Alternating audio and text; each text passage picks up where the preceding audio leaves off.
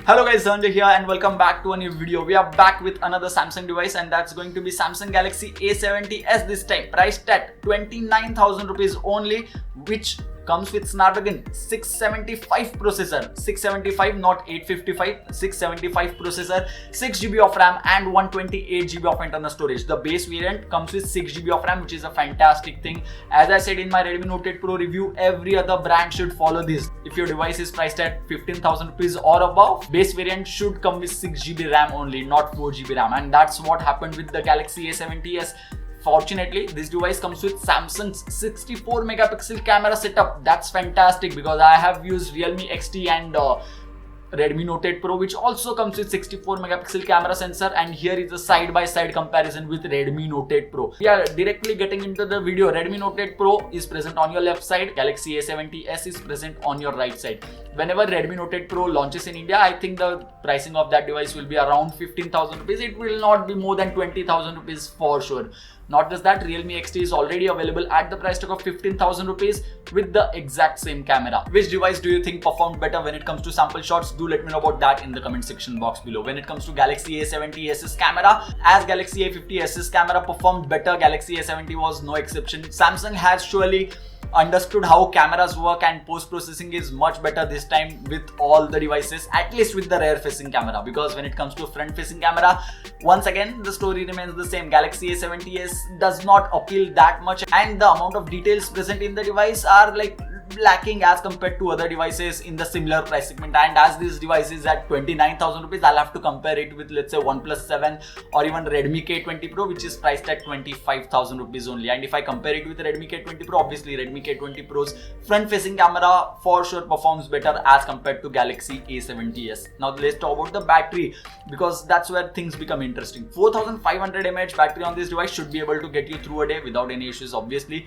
the device comes with 25-watt charging support and the charger is pre-included in the box, and that charger is not USB-A to USB-C. That charger is USB-C to USB-C, meaning the charger has a USB Type-C port. If you lose that cable, then you will not be able to use that charger unless and until you have a USB Type-C to USB Type-C cable. So that's something to take a note of. That should not be an issue, but the charging speeds are fantastic. We started charging the device at 30% and the device reached almost 100% in just 1 hour. So the charging speeds are very fast. Obviously, 25-watt charging is going to be much faster as compared to 15-watt charging solution which is present on Galaxy A50s or other Samsung devices, and that's fantastic to see on the Samsung device. When it comes to the design of this device, the device comes with a prism design. I mean, this is how the back panel looks like. We got the red variant and fortunately, I liked how the device looks with the red color.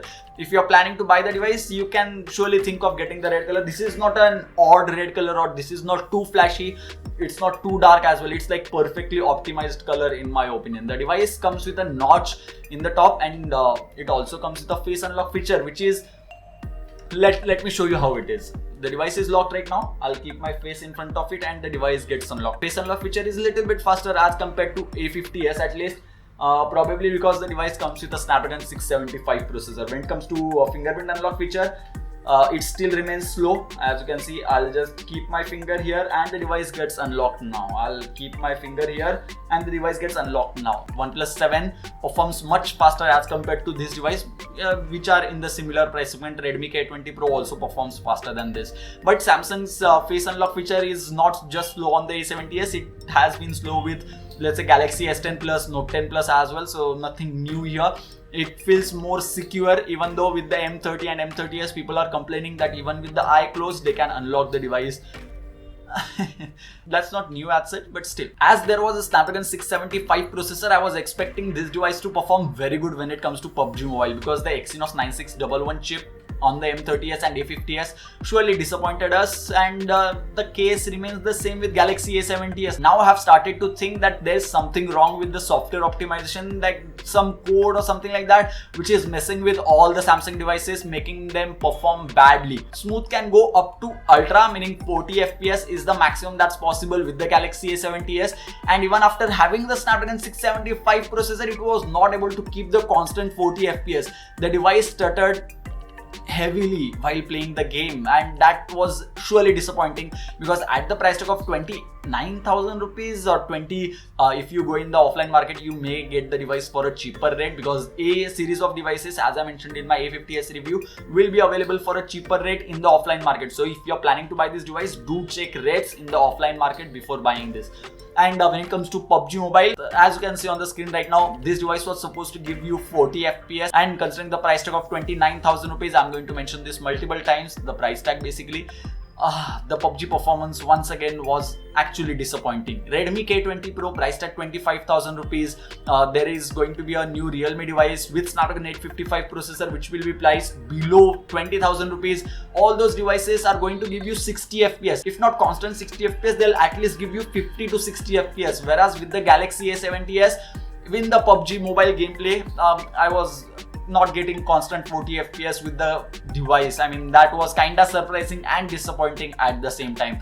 So if you're planning to buy the Galaxy A70s just to play PUBG Mobile on, I would highly recommend you to wait for few software updates and then check with someone who has the Galaxy A70s and see how the PUBG Mobile game performs, because I'm kinda sure that this is some software issue which is present in Galaxy M30s, A50s as well as the Galaxy A70s, because last generation of devices such as Galaxy A50 and M30 did not have this bad of a PUBG performance.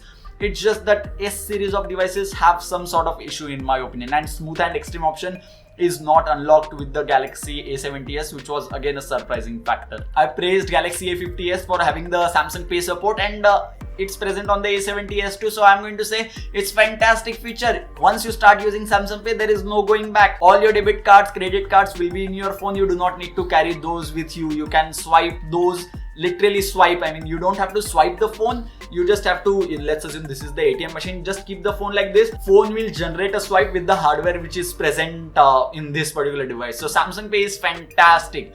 And I guess that's pretty much it for my initial impressions on the Galaxy A70s. The device feels good considering it's a Samsung device. The camera is fantastic. Rear facing camera was very good. The quality was good. The device feels good to hold in hand. Even after having 4500 mAh battery, the device is not too heavy, which is another nice thing.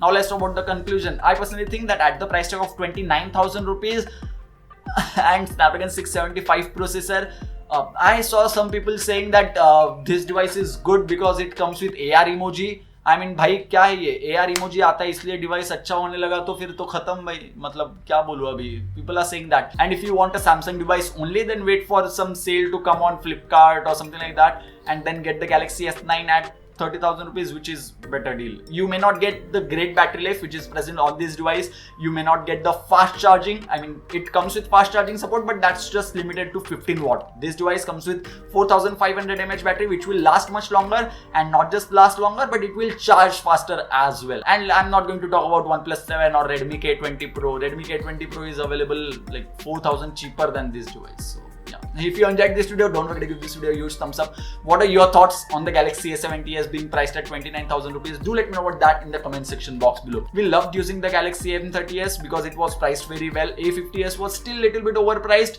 considering it came with same specifications as that of A50s.